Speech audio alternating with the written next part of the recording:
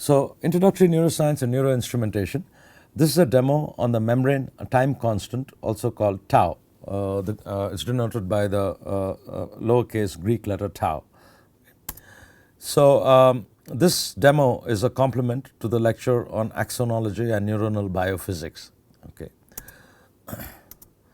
So again, the software we're using is by Doctors Newman and Newman. It's called Neuron. It's from the University of Minnesota. It's a free neuron simulation program for teaching cellular neurophysiology and was published in Journal of Undergraduate Neuroscience Education, June 2013. And it can be used without restriction. And it is used to conduct neurophysiology experiments in silico. It works on Windows, Mac, and Linux. It's a Windows program, but on Linux you use Wine to run it. Okay. So as mentioned earlier, the neuronal parameters, that is the sodium-potassium concentrations, their equilibrium potentials and conductances can be easily modified. A virtual stimulator injects single or double current pulses into the neuron. Responses are displayed graphically and can be measured with a cursor. And finally, families of traces can be easily generated and viewed in rotatable 3D plots. Okay. So here we look at the time constant. So now the time constant is the time. Suppose consider an axon. So at one end you inject current. So ignore all the active conductances. Just think of it as an electrical, phenomenon.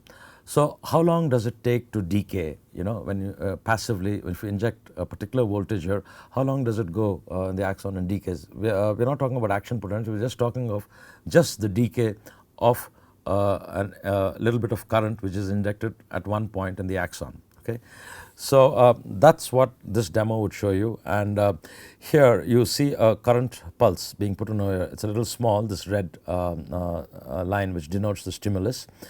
And you have the yellow line which actually shows the membrane potential. So when you put in the current, you have a change in the membrane potential. It goes towards depolarization and then it decays.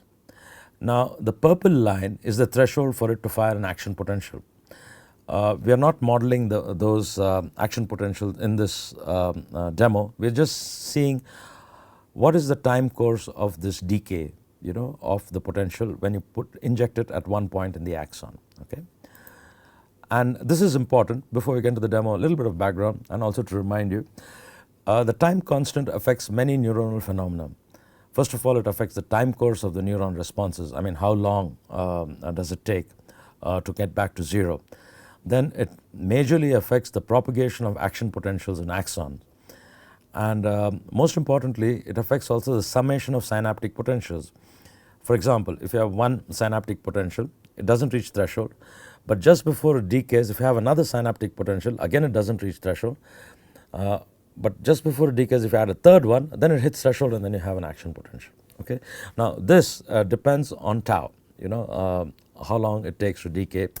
And tau is very simply the product of the membrane resistance R subscript M and the membrane capacitance, okay, and a current source. Okay.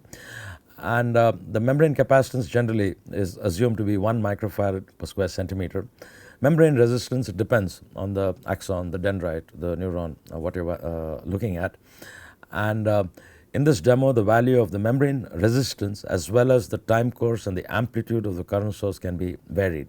So to get a sense of how it rises and then decays. Okay. So as mentioned, the membrane resistance and capacitance together determine tau, and it's described by the simple equation tau equals Rm into Cm.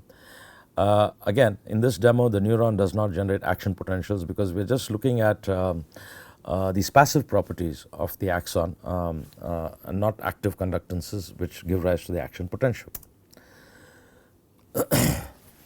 So here we see how the membrane resistance affects the time constant by varying Rm and the changes in the rise and fall of neuronal responses evoked by injection of a square wave of current. Using the cursor, we can measure the membrane potential at different times during the rising and falling phase of the response and empirically determine tau, and then we can compare this to the theoretical value of Rm and Cm and see how they match. The default value of the stimulus current is a 1 millisecond depolarizing pulse.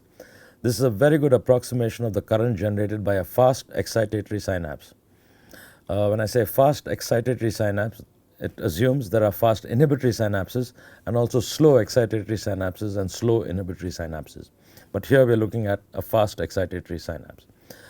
Using the default parameters, we see the effect of the membrane time constant on the temporal summation of action synaptic potentials. The threshold potential indicates the voltage at which action potentials will be initiated. And remember, action potentials are all or nothing. Once it reaches threshold, it fires an action potential. These potentials, the synaptic potentials, are graded. So again, you have this interplay of an analog system where you have graded responses and an all or nothing kind of a digital response. So each neuron is a combination of an analog as well as a digital system. And just to reiterate, the neuron model used in this lesson does not include active membrane conductances, and it will not generate action potentials when the membrane potential exceeds thresholds. Okay, just to bear that in mind. So when a constant current is injected into a neuron, the membrane potential depolarizes with an exponential time course, assuming there are no active membrane conductances. Similarly, when the stimulus is turned off, it returns back to the RMP, the resting membrane potential, in an exponential with an exponential time course. So the rate at which the membrane potential increases or decreases is described by the constant tau. And tau is defined as the time it takes for the membrane to increase or decrease to approximately 63% of its final value. Okay? 1 minus 1 over E. So there are exercises again for this lesson which I encourage you to go through. So some of these are, one is using the default parameter values, determine the tau by measuring the time it takes for the amplitude of the membrane potential to fall to 63% way back to baseline value after the current source is turned off. You can also generate a family of curves showing the effect of varying the membrane resistance, and here you use the range function of meta-neuron. So I will show this to you in the demo. So essentially you check the membrane resistance range box and choose range values of 0.5, 20 and 2, begin value, end value and increment, and you get a family of responses like so. Okay, so here 150 micro amp current is injected for 1 millisecond, and it rapidly decays over time. Each of these is a family of curves, and this is an exponential time course, and at the end of the pulse the decay begins. Okay, the time constant of the decay decreases as the membrane resistance is reduced from 20 to 0.5 K. Okay, and here is what I mentioned about temporal summation. You have three stimuli, three current injections over here. The first one, the second one and the third one. So with a long time membrane constant, membrane time constant, here we're talking of 10K ohms, they summate and reach the threshold potential for firing an action potential. So this is the 10K ohms, and when it reaches here you get an action potential. As I said, that's not modeled, but just assume that happens. But if you have a short time constant, they do not summate enough to reach the threshold. Okay, so you get a sense of how the membrane resistance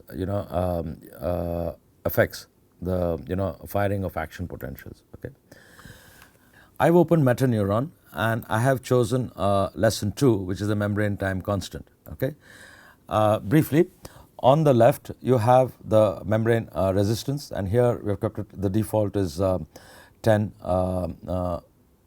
kilo ohms into square centimeter, and the membrane capacitance is constant at 1 microfarad per centimeter squared.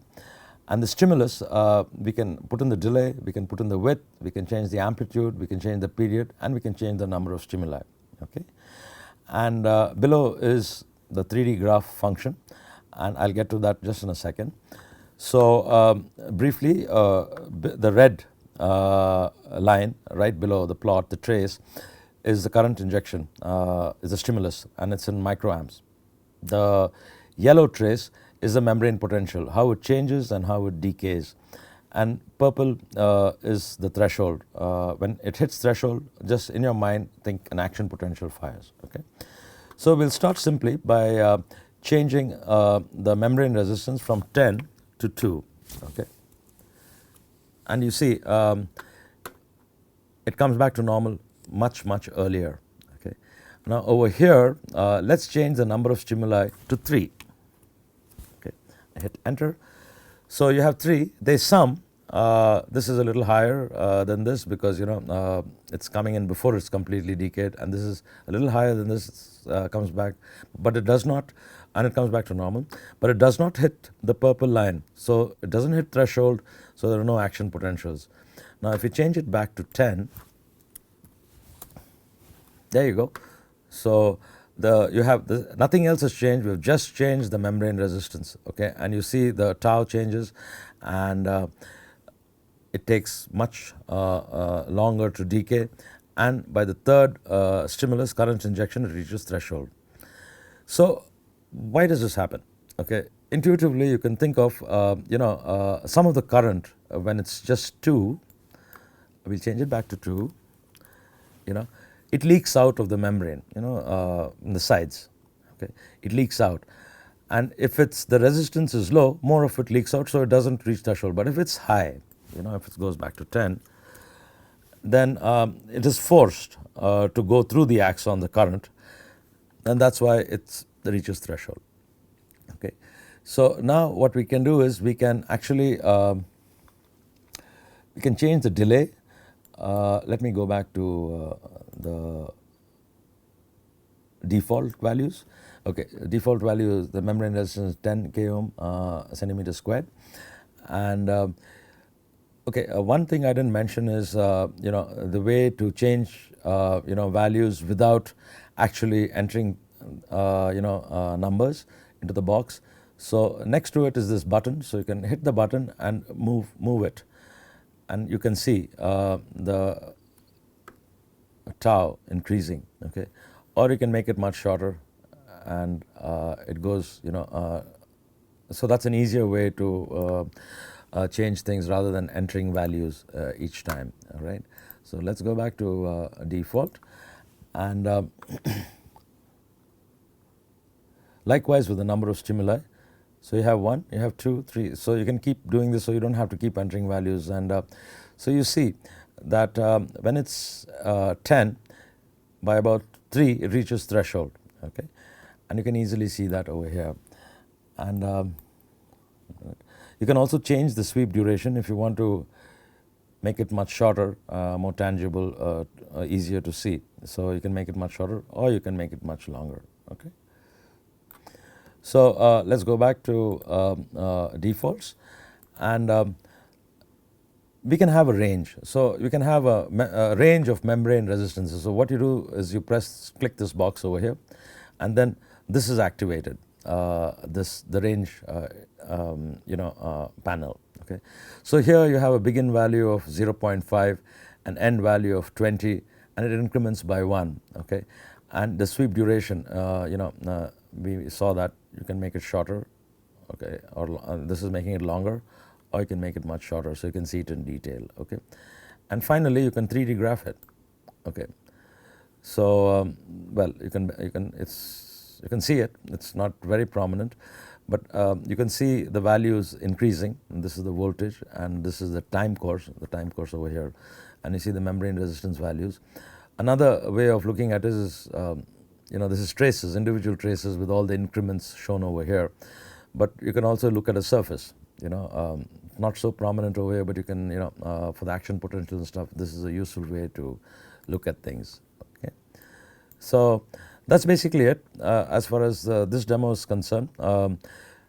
Please, again, I strongly encourage you to download this, and it would be very useful if you look at the lecture in tandem with the demo and play with these values. You can't change the capacitance, but the resistance values.